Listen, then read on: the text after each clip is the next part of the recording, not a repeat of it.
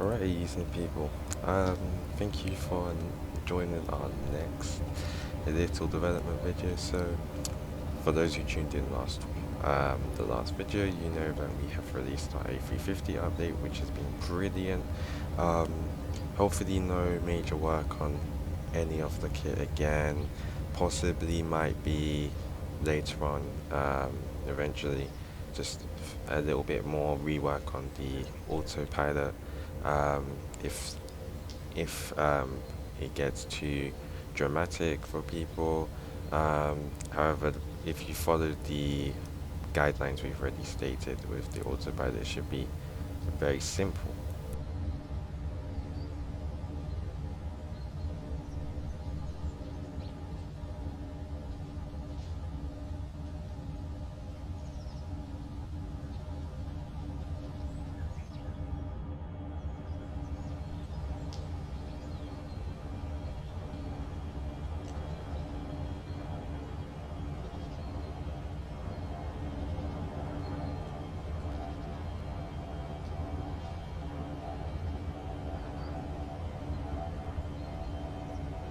Now, as you can see, the aircraft here is going to be used to showcase the new update of the Tuggita that's in progress. I hope it will be done tomorrow because we're literally now going to put the lights and everything tonight. I haven't had a lot of time this week because I'm just really busy, this whole COVID thing. Coming into the final bits, getting to September, it's actually got really busy for me outside now of the Aeson. But thank God the A350 is done, and after this it'll be the A380, which is a much easier job than the A350 because all I have to do is copy and paste the kit and then tweak the physics for the A380 where I can, because we don't have an A380 in X-Plane that's very, very accurate, so I'll be trying to mix around that and possible 747 from P3D. But anyway, back to the topic. So the latest Tuggita changes. We have made Tuggita's interaction, as you can see, guy interaction. You've probably already seen this from the seats over here. So this is guy interaction. So the doors, guy interactable. The doors can close like this. Okay, and also these are rank limited, so only your specific ranks in the group, or the minimum lowest rank you set in the group, again if you've got A350 you'll know, can use the interactions. Okay, I'm going to have a little brick in the front here, or one brick here actually, it would be better to have it here, which the people can click to give them the access to the interactions. Okay, quite similar to the jetway.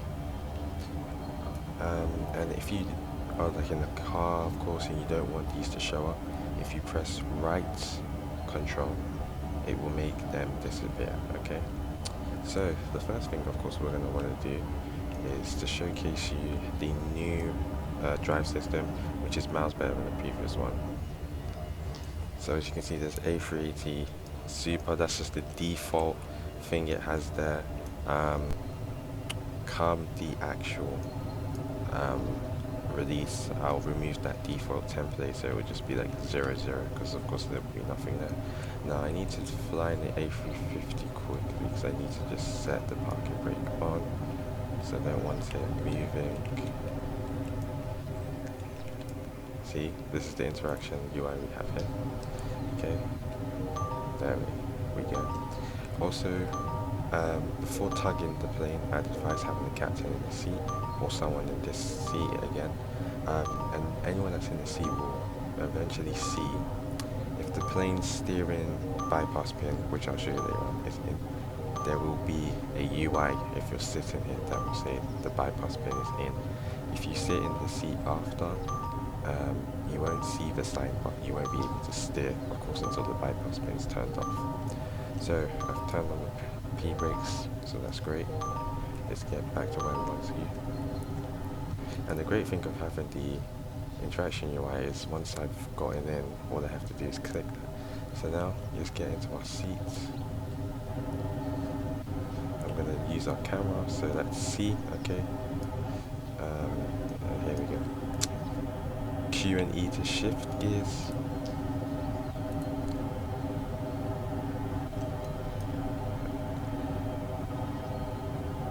Just a little bit of power, don't need too much. When I'm close enough, you'll be able to sense the A350. There we go. I'm gonna put a math floor there so that it's not all of those numbers. I'm gonna need to turn a bit. Oopsie. As you can see, driving is not my forte here.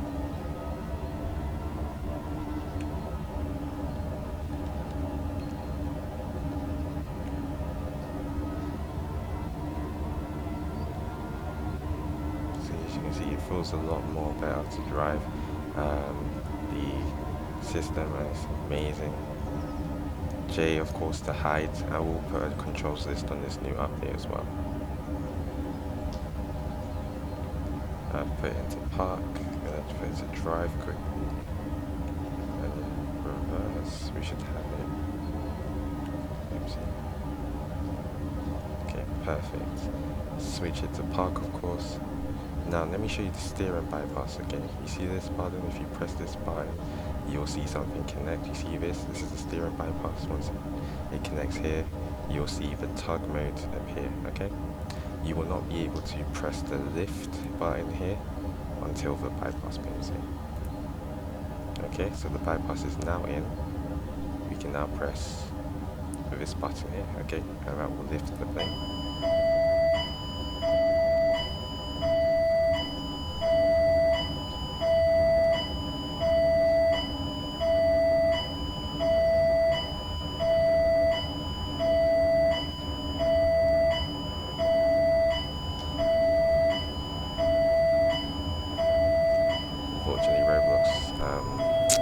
Ropes aren't the best, so you can see the rope is going through because they don't have any collision at the moment.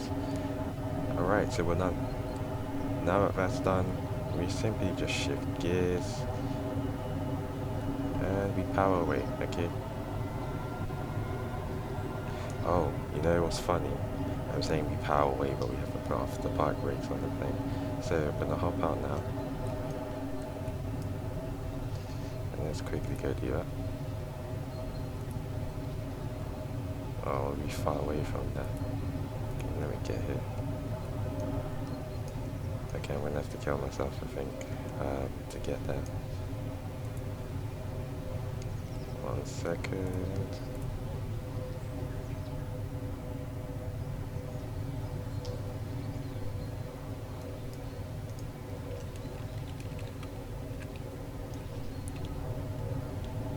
This is why you want the captain in the seat, just in case. Okay, back into the seat, and then turn off the park brakes. That's just the camera. I don't know why it does that always. It's usually velocity, especially if you like you're parked or whatever. As you can see, it's rolling away because I didn't leave it in park mode. Shame on me. It says P now, but in default it's actually not on P. So let's move that now. Oops, I hate flying.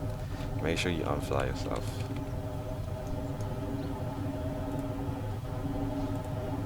Basically, this is a meme right now.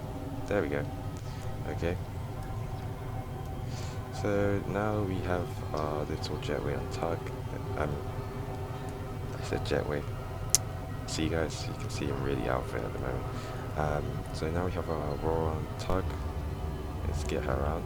So if you guys remember the previous versions, you couldn't talk and type because it would change the gears. It doesn't do that anymore. You also noticed that it was very difficult to move the plane. Well, it's not now, okay? Judging by, you know, me making, of course you wouldn't make these titles tense. But you can see, like, I'm able to do that. As long as you don't bust the steering wheel, of course, that means the tither, you're fine. So this is now useful, of course, for if it gets to, like, you know, because the plane will usually be turned off before passengers are boarded, so you can just go get the plane with your Tuggita, bring it to the gate, with no need of turning on the engines and turning them off. Of course, you will notice the impact of that when, of course, fuel and all that stuff come into play. But without that, I guess it's optional to the airline if they own a tug or not, and how they want to use that. Okay, so I might as well go and put this to the gate. So we'll drive it to gate 1, of course, along with the jetway, and leave it there, and then unload it. Okay, so what happens is the process, I mean, you should already know how to GC in my opinion, but the process for GC in real world is bypass pin in, lift plane after, bypass pin comes out last after the plane has been, of course, dropped to the ground, and in a safe manner, of course. Okay, and of course you wouldn't be speeding how I'm speeding, and you would know how to use the brakes. As you can see, I'm a terrible driver, so don't take any examples from me. 50. I think Lord, we slammed it too far. Oh, you probably hit the jetway here as well. Yeah, this person out.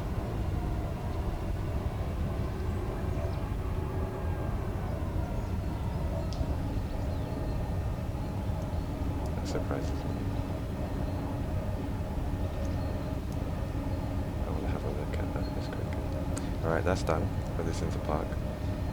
Okay. And then we're going to go to control mode. And we're going to press hit.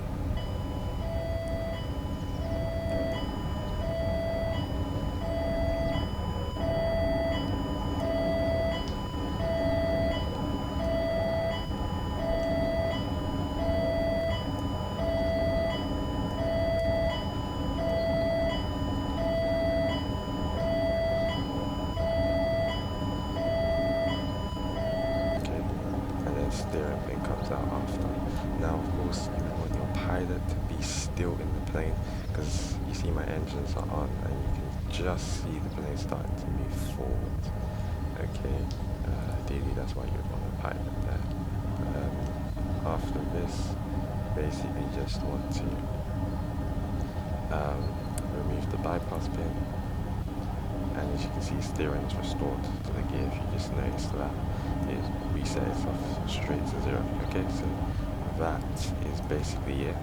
Now it's a manual tied up manual steering pin, which I agree is the way it should have been done compared to the previous version.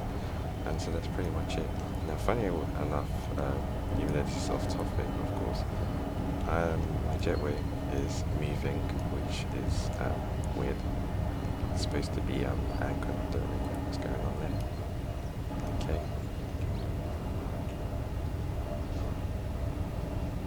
Okay, now it's anchored.